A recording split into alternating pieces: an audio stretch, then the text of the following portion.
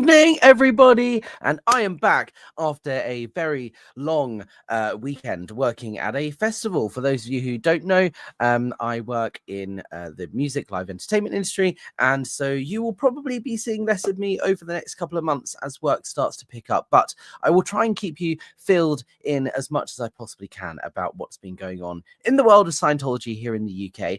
For those of you who are new to my channel, my name is Alex. I'm an apostate. I used to be the director of public book sales at the Church of Scientology in London. Now I'm speaking out, calling for an end to their abusive practices and harmful bully tactics, and their attempts to silence and intimidate critics and former members such as myself.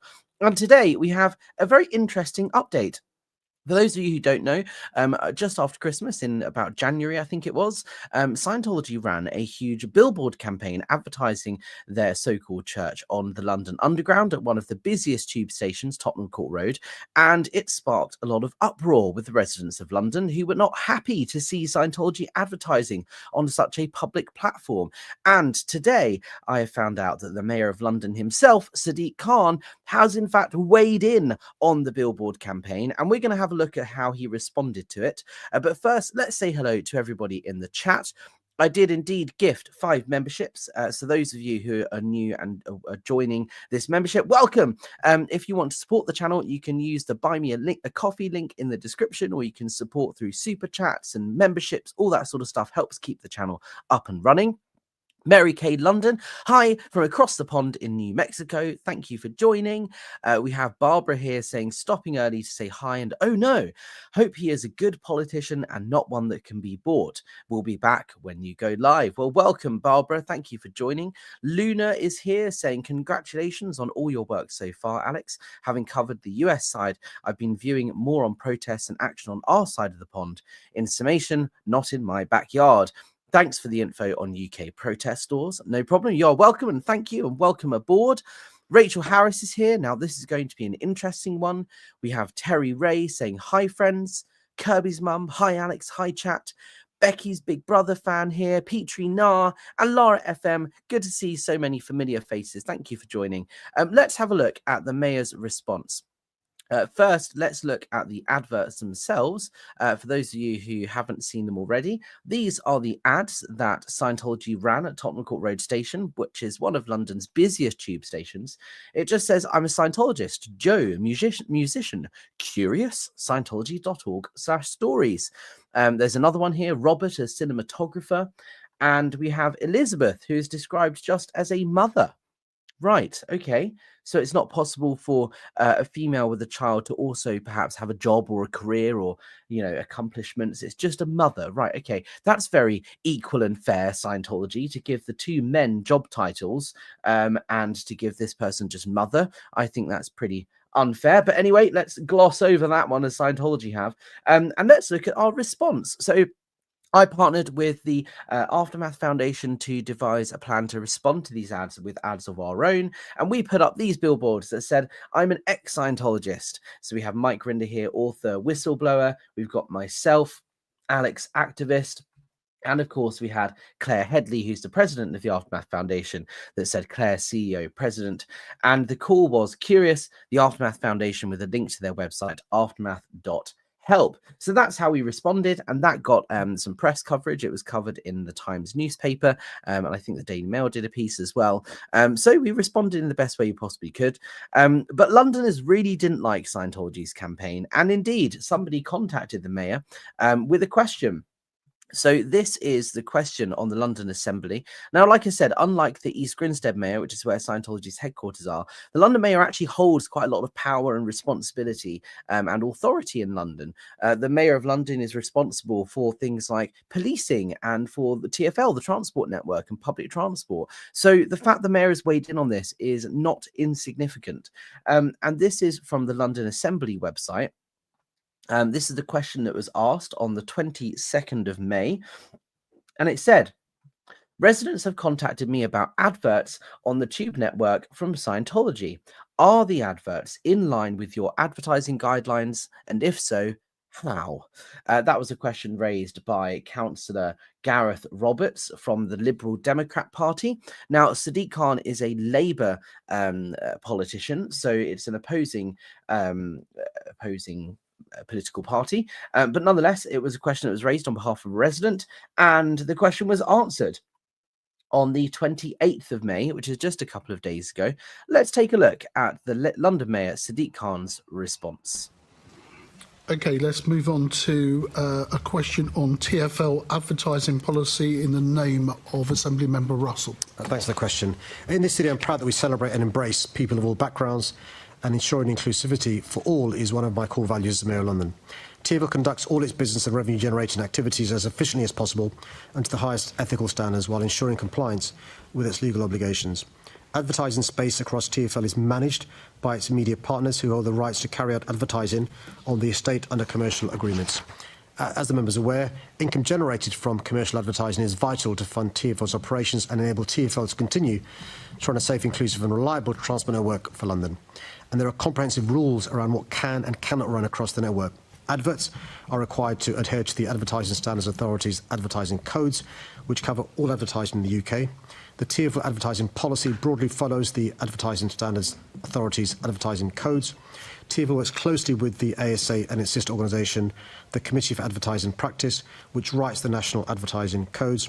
The advertising codes are the most consistent way to improve advertising standards, ensuring they apply to all advertising. It's worth saying that the advertising codes apply in London on all advertising estates, including TfLs and that owned by Network Rail, the London boroughs and private landlords. However, TfL has long been leading the way on advertising policy, and its advertising policy goes further than the ASA codes in some areas, for example, around body image and the food and non-alcoholic drinks that are high in fat, salt and sugar. All advertisements on the TfL network are reviewed on a case-by-case basis against the TfL advertising policy so it can deliver a consistent approach and ensure advertising displayed is inclusive and suitable for TfL's diverse customers. TfL's advertising policy also reflects its obligations under the Public Sector Equality Duty and the Equality Act 2010, and TfL has regard to those obligations in its application of the policy. TfL and its media partners take their responsibilities very seriously.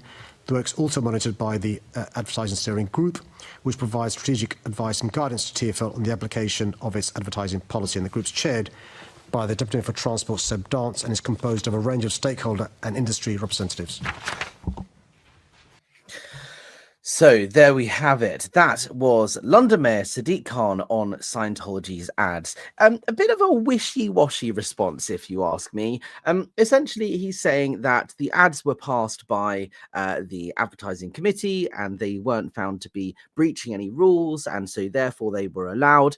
But I think it's fair. That is the process that they went through, and they didn't find any reason to reject the ads. But it's important to note that perhaps this is an example of why Transport for London's advertising policies need to be changed, because we have a situation where junk food ads are banned. You're not allowed to advertise a hamburger, a cheeseburger, some junk food like McDonald's or whatever on the underground. But you can advertise an organisation that the UK government itself has found is dangerous and harmful, and is an organisation that should be regulated because their practices amount to psychotherapy. I'm referencing there the John Foster report of 1971 and Lord Justice Leahy's High Court ruling in 1984, I believe it was, which ruled that Scientology was harmful and dangerous to those who take part in it. And references the bully tactics. If you look at the press, The Guardian, The Observer, The Daily Mail, The Times newspaper have all written recently about Scientology's attempts to bully, attack and intimidate critics and former members such as myself. And so this is an organization that is not without controversy and absolutely is evidence as doing damage to people's lives. And that's completely fine to advertise on the underground, but a cheeseburger is not. So what Mayor of London, Sadiq Khan, and Transport for London are saying here is that junk food is more damaging to people than an abusive cult. And that's why we have a problem. I understand that Sadiq Khan was not personally involved in the decision on whether to run Scientology's ads. And we have to also understand that TfL did subsequently run the Aftermath Foundation's ads, which responded to the Scientology's ads. But I think what we have here is a real reason for the TfL advertising advertising guidelines to be reviewed, and I will continue to call for that to happen. I think Transport for London need to pay closer attention to controversial groups like Scientology to ensure that the people that use the tube network, especially vulnerable adults and young children, aren't inadvertently the respondents or the receivers of advertising messaging from a dangerous organization such as Scientology. So there's lots to follow there, to keep an eye on. Let's see what happens in the coming weeks. But I think it's really important, the fact that the Mayor of London, a very senior, significant political figure in the UK, has now responded. He's aware of Scientology's ads, and he's aware of the controversy that they caused. So watch this space. It'll be interesting to see what happens. Scientology up north here is saying utter nonsense. Cara says a masterclass in how to answer without actually answering. Exactly. Becky, Big Brother fan here, saying Khan giving a perfect politician's answer. Yeah, and look, that's the thing. He is a politician. Of course, it's going to be a controversial topic and it's going to be a non-answer. That's how politicians roll a lot of the time. But as Kirby's mum mentions here, true, at least he is aware. 100%. And it's getting the ball rolling, right? It's given TfL now the mandate to perhaps review their advertising guidelines. And it's saying to the mayor, hey, look, there's a problem here. And maybe somebody needs to step in to review whether the advertising guidelines are appropriate, because we're allowing an organization here to advertise to young, impressionable people, and an organization that the government itself has found is harmful. That's why it's important. But the ball is rolling, and let's keep working as hard as we can to raise awareness. Another thing that I wanted to update you on is a planning application that has been submitted by the Church of Scientology down in Sussex. I will put the link to this down in the description, but this is an article on my blog, ScientologyBusiness.com. Scientology seeks planning permission for 45,000 square foot Sussex event venue ahead of annual IAS event. Now, this is a picture of the huge marquee that they construct in the garden of St Hill, their UK headquarters, in order to host their annual IAS gathering, IAS being International Association of Scientologists. And last year, Scientology were issued with a planning contravention notice for the construction of this huge marquee without planning permission, and they were told to remove it, and if they want to hold the event in such a marquee again next year, i.e. 2025, they will need to apply for planning permission. And just the other day, they indeed submitted an application, but it's not quite what you think. Let's have a little look at this article.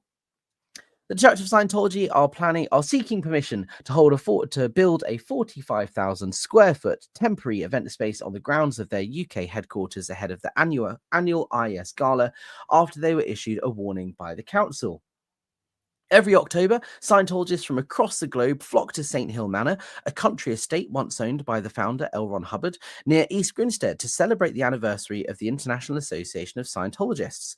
The event attracts thousands of parishioners who travel to the isolated compound in Sussex to hear their reclusive leader Dave Miscavige speak about the latest global expansion efforts, and has recently been marred in controversy due to growing concerns from residents and former members over the disruption it causes to the local area.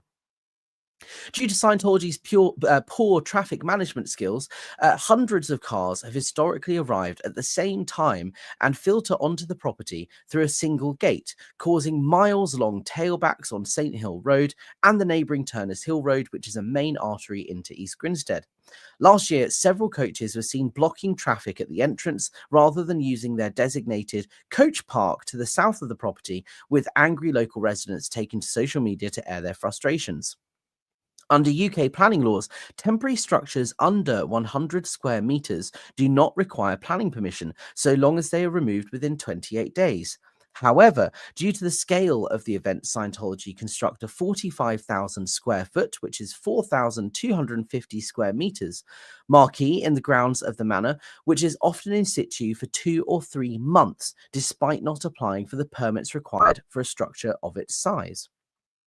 In October, Mid Sussex District Council issued the church with a planning contravention notice, telling Scientology Business, that's my blog, the church have been advised that they will be seeking planning. The church have advised that they will be seeking planning permission and will engage with them to ensure that this is sought in time for the 2025 event. According to gov.uk, a planning contravention notice may only be served when it appears to the local planning authority that a breach of planning control may have occurred and they want to find out more information before deciding on any enforcement action to take. Now, this is a picture of the marquee itself, just to give you an idea of the scale and the size of this thing. We're not talking about a small structure like a little garden shed or a tent that they put up in their back garden. This is a huge collection of structures, and you can see the size of it based on the blue crane that you can see here on the bottom of the picture. That gives you an idea of how vast and huge this structure is, and why it's therefore a problem, considering the building takes place in an area of outstanding natural beauty. On 19th of May, Scientology lawyer Peter Hodkin submitted a filing on behalf of the church that argues, due to the fact their marquee has been erected, used and dismantled every year for over 10 years, the structure has become lawful through the passage of time. Rather than seeking planning permission to construct the marquee ahead of this year's event, Scientology are asking for a lawful development certificate, citing Section 1912 of the Town and Country Planning Act 1990, which automatically grants permission for structures that have been in place for 10 years without any enforcement action being taken against it. In their application, Scientology argues that the annual event has occurred on the land since October 2005, consistently in the same format and for the same purpose.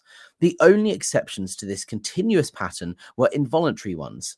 The use has been ongoing for a period exceeding 10 years. However, for the majority of the year, the land that is left as an open field, and it is unclear whether the temporary nature of the structure and the fact that it has only been in situ for intermittent periods throughout the last decade satisfies the requirements for it to be deemed as lawful without planning permission.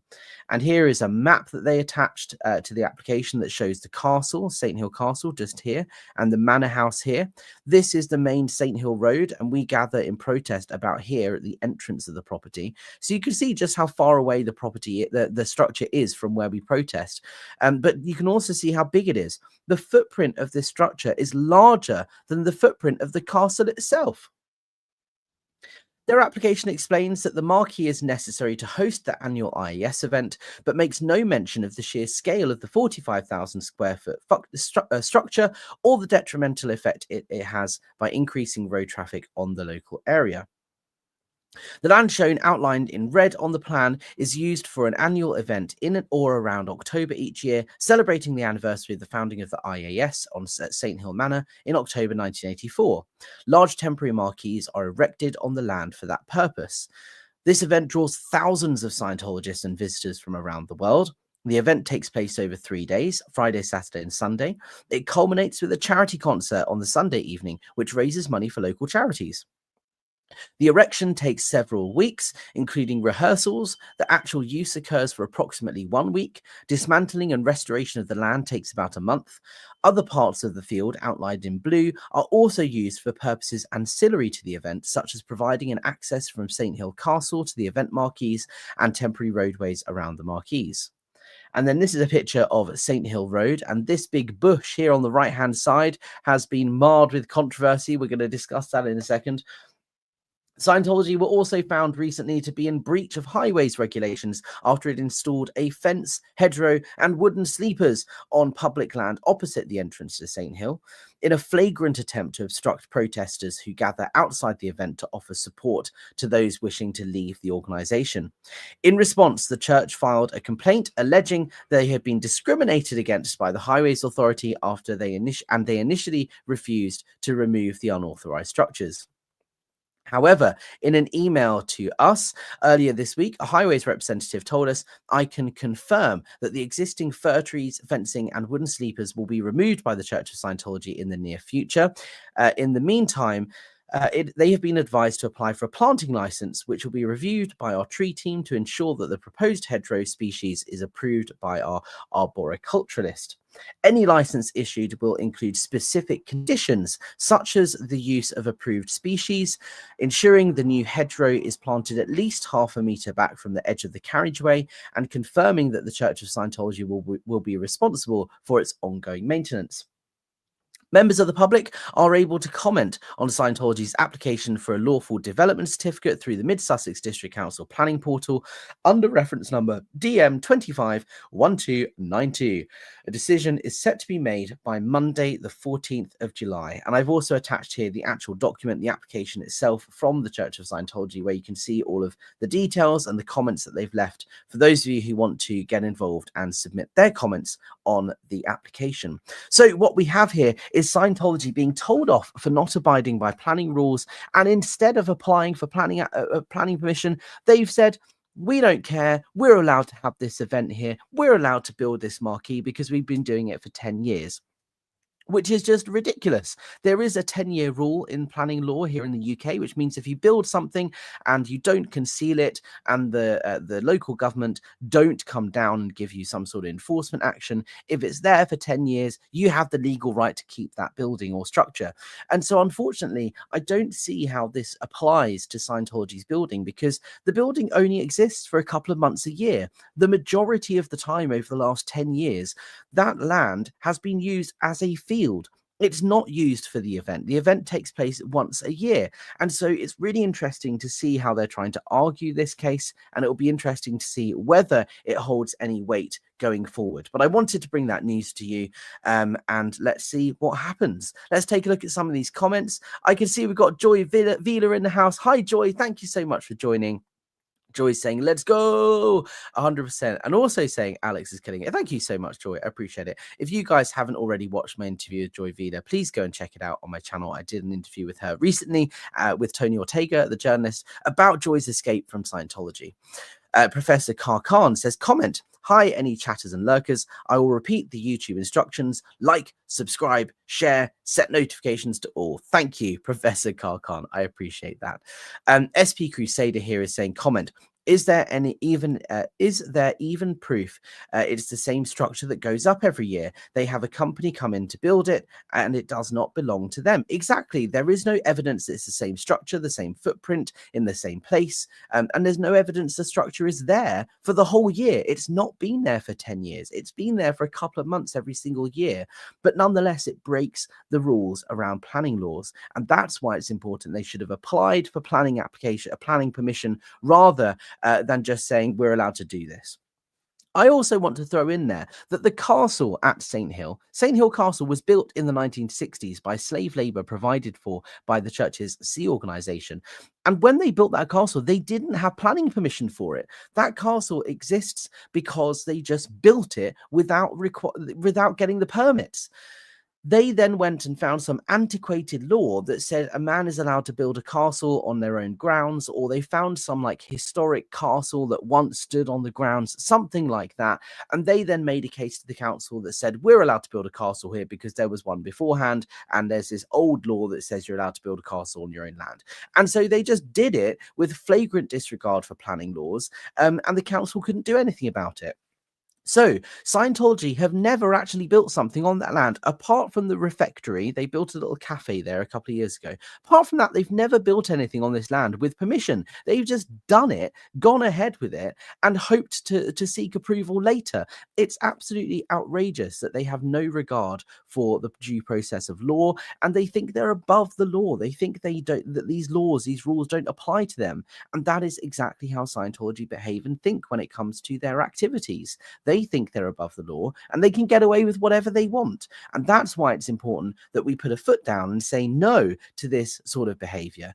If they applied for planning permission and they got it, they would be lawfully allowed to build this marquee. And I'd have no objection to it. I only have an objection to it is because they're doing it without permission. They're not following the guidelines, and they are relentless in their attacks against me and other protesters and say that we're not playing by the rules. Well, we are playing by the rules. The ones that aren't playing by the rules are Scientology here. So maybe they need to take a look in the mirror and adjust their own operational procedures and ensure that they just fill out the form and say we want planning permission, because it's highly likely it will be approved.